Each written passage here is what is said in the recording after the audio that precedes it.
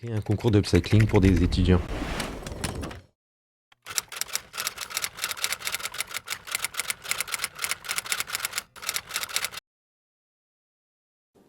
Ok, donc le sujet, ça serait du coup, est-ce que l'upcycling, aujourd'hui, c'est un mouvement du coup qui est de plus en plus en vogue. Enfin, c'est presque devenu normal pour les gens comme nous, tout autour d'ici, qui sommes amenés à faire de la couture ou à créer nous-mêmes. Est-ce que vous pensez du coup que demain, l'upcycling, en fait, on n'appellera plus ça l'upcycling, mais juste de la création, puisque tout le monde, en fait, il y aura tellement de vêtements à récupérer, de tissus à récupérer, que ça sera normal, en fait, d'acheter du tissu en seconde main ou du tissu qui existe déjà, plutôt que de faire produire les rouleaux de tissu pour produire, en fait, de nouveaux vêtements. Donc je ne sais pas si déjà, de base, l'upcycling, c'est quand même de la seconde main. Je ne sais pas si vous, autour de cette table, vous êtes déjà concerné par la seconde main. Est-ce que vous avez toujours... parce que je sais qu'il y a beaucoup de personnes qui n'aiment pas trop s'habiller en friperie ou sur Vinted parce qu'ils aiment plutôt s'approprier le vêtement, donc acheter neuf. Est-ce que vous, c'est devenu déjà pour vous normal d'acheter en seconde main sur Vinted, en friperie, chez Emmaüs, dans des brocantes ou quoi? Donc, je voulais déjà savoir ça, si pour des personnes qui sont concernées par la mode, qui veulent en faire leur métier, est-ce que la seconde main, c'est plus du coup tabou? Voilà. Bah, moi, la seconde main, en fait, avec Adèle, ici présente, on va à Emmaüs tous les week-ends.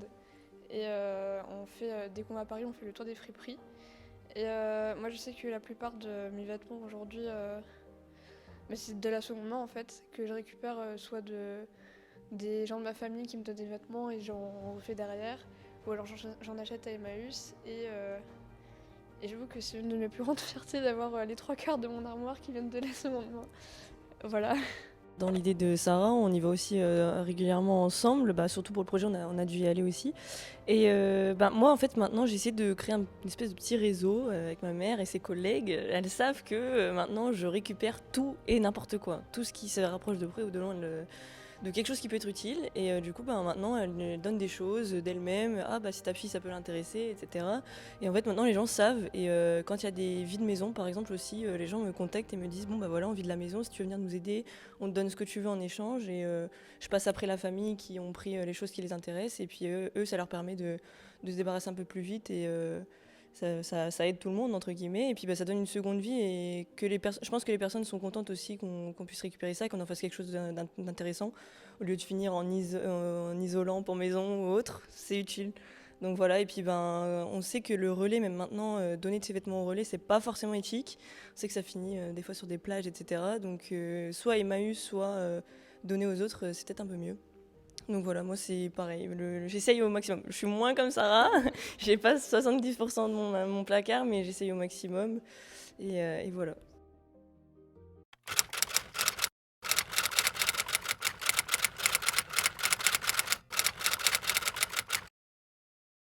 Avec Sarah. Et je me suis fixé une sorte de règle depuis un an, c'est vraiment acheter que de la seconde main et plus du tout du neuf. Et du coup, aujourd'hui, ça se voit, je suis presque full seconde main, sauf ce haut-là.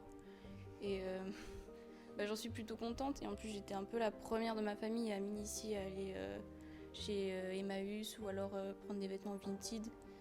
Donc c'est cool. Et par rapport à la couture, je trouve qu'aujourd'hui, grâce au réseau, ça se démocratise pas mal. C'est plus l'activité des personnes âgées, c'est vraiment une tendance où il y a un moment, je pense qu'on va tous se mettre à coudre, on va tous faire de l'upcycling, comme la seconde main, qui est aujourd'hui une tendance.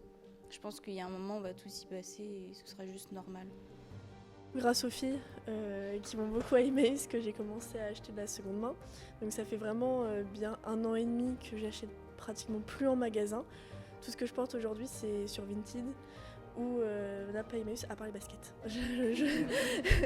J'ai du mal avec les baskets encore, mais c'est vrai que du coup, pareil que Adèle, moi je suis la première de ma famille à vraiment utiliser Vinted, tout ça.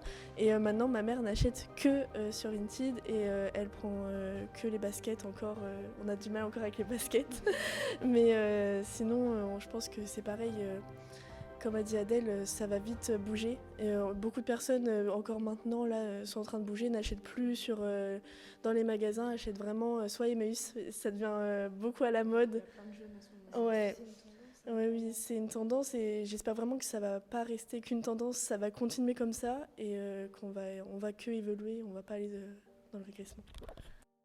Du côté éthique, il y a aussi le prix. Aller chez Emmaüs, acheter sur Vinted, c'est beaucoup moins cher. Et donc, quand les gens vont s'en rendre compte, vont s'en rendre vraiment compte, même créer, au final, créer de A à Z, ça revient moins cher que d'acheter le vêtement.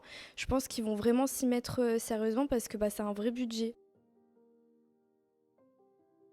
Beaucoup de temps avant de me mettre à la friperie parce qu'avec ma taille, trouver des vêtements en fripe, c'était une horreur. C'est ma mère qui m'y a initiée en m'emmenant à Emmaüs, donc je criais parce que je voulais pas y aller. Maintenant, c'est moi qui la traîne. Mais pendant très longtemps, trouver des vêtements qui allaient à ma morphologie, c'était un cauchemar. Je ne pouvais trouver ça que en fait dans la fast fashion. C'est triste à dire. Même encore aujourd'hui, j'ai pas honte de le dire, j'ai pas le choix parfois d'aller dans la fast fashion pour trouver des vêtements qui me vont, parce que dans la fripe ou même Vinted, on peut pas essayer en avance. Et moi, j'ai pas le choix. Je dois tout le temps essayer en avant, je dois tout le temps voir si le truc me va. Les pantalons, par exemple. Les pantalons, les chaussures, il n'y a que les hauts où à la limite, je peux faire une exception. Mais c'est mon père qui m'a dit achète sur Vinted, c'est plus simple. Et ma mère qui m'a initiée aux fripes, d'ailleurs qui est ravie de voir que je passe des week-ends parfois sur Paris à faire les fripes. Mais parfois, on n'a pas vraiment le choix. Donc, par exemple, Adèle ou Sarah qui ont des petits gabarits, qui peuvent vraiment, j'ai envie de dire, mettre beaucoup plus de types de vêtements que moi. Et même quand j'étais adolescente, c'était moi qui refilais mes vêtements à ma sœur, à mes amis, aux petites sœurs, aux cousines. Je recevais jamais rien, sauf de mon père, mais c'était pas les vêtements que je portais à cette époque. Au niveau économique, c'est largement rentable en fin de compte parce qu'on va dépenser par exemple 30 € pour avoir 6 articles alors qu'en magasin on va avoir un seul article. Donc voilà, et puis même je trouve qu'au niveau qualité, on peut trouver des vêtements vintage mais de vraie qualité comme avant alors qu'aujourd'hui ça sera juste de la copie, ça sera pas de la bonne qualité. C'est fait rapidement et en fait ils ont pas le temps de repasser par ça, enfin dessus pour contrôler vraiment, donc voilà.